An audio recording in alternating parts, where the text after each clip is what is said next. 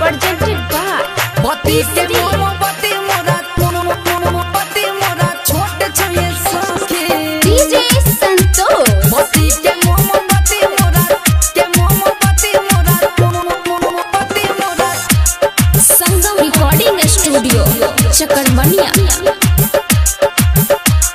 हाय हाय size देखैले रही है नेट से निकाल के कहलिए जरूरी छै हो अभी तत्काल के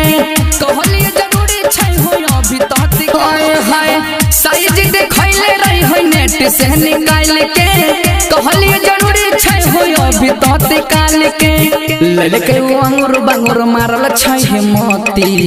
ललके हे अंगूर बांगूर मारल छै हे मोती पति के मोमबत्ती सखी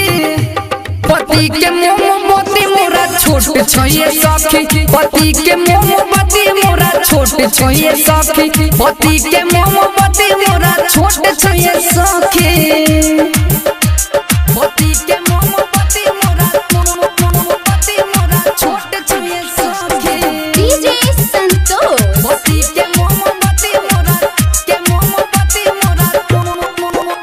Singing by सागर सुमन। के मोमबत्ती मोरा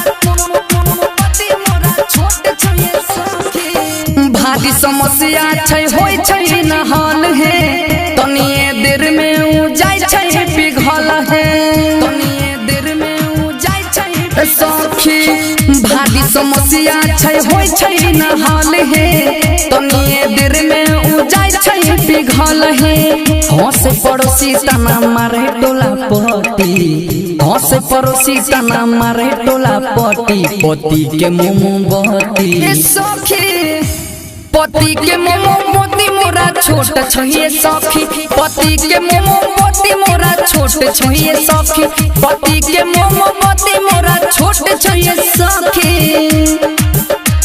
पति के मोमबत्ती मोरा छोट छोये सखी DJ संतोष। पति के मोमबत्ती मोरा Recording by दुर्गेश जी।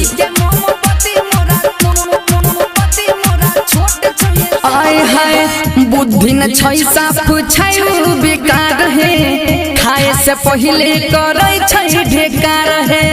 खाए से पहले करे छै सखिया बुद्धि न छै साफ छै